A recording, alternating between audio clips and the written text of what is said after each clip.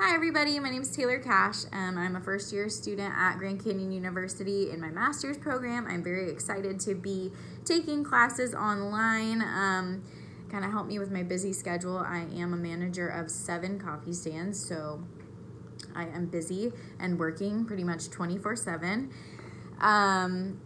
Anyways, this self-assessment for the dispositions was very helpful for me. It definitely helped me kind of weed out which ones I am going to be super successful with right off the bat and which ones I definitely have an opportunity to grow in. Successful areas where I found myself landing were definitely in the areas of modeling behavior. I think that even just as a manager right now is something that I do very well. I always tell my employees it's monkey see, monkey do. So if you're asking people to be bold or be kind or be on time even or fill out something correctly, they need to see that you're doing that as well. You need to be modeling that behavior because if they see you not doing it, they're going to think, oh, it's no big deal. I don't need to do it either.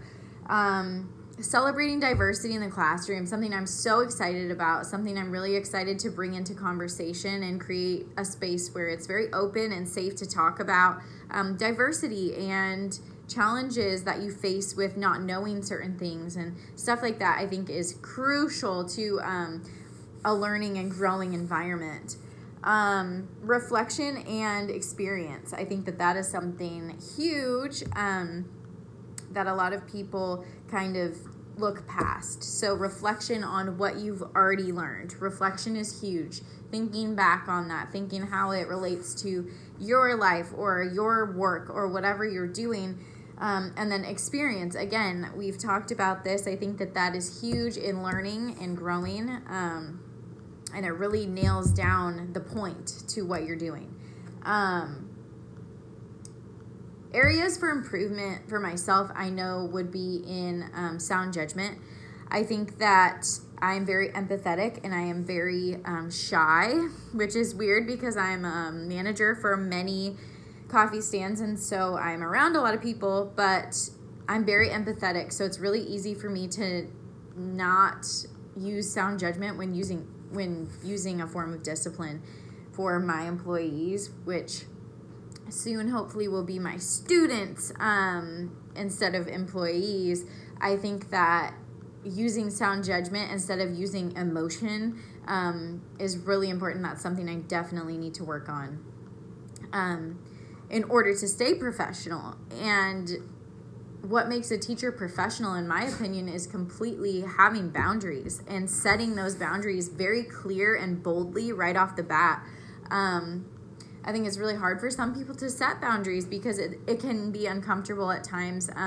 But with all of these forms of communication outside of the classroom, such as social media, emails, texting, those kinds of things can be really tricky when being a teacher, because you do want to be available for students, you do want to relate to students, and you do want to have connections with them, but allowing them on your social media, super unprofessional when, especially for somebody like me who is closer in age with the students than I am with some of the employees at the school.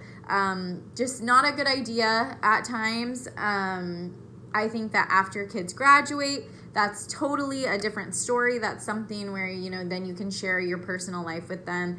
Not oversharing in the classroom. I know that a lot of teachers where I used to work would overshare their personal business, and then it would just get around the school from word of mouth and students, and that's kind of an unprofessional way to go about things. I think just really setting your boundaries and sticking to them, whatever they may be for you as a teacher, I think that is something that needs to be clear, concise, and not to be tampered with. I think that is something that really needs to be respected by your students, and I think it needs to be somewhere written down as well, like in the class syllabus, so that is just very clear, and that parents have signed it and seen it, and you just know where you stand with students. Being professional with their parents, being professional with other employees of the school, having a good attitude, being a team player, being kind to the people around you in your environment. I think that is very professional, not talking about any other people that work at the school, just really sticking to yours and your students' relationship and keeping that very appropriate is what makes a teacher professional. So thank you.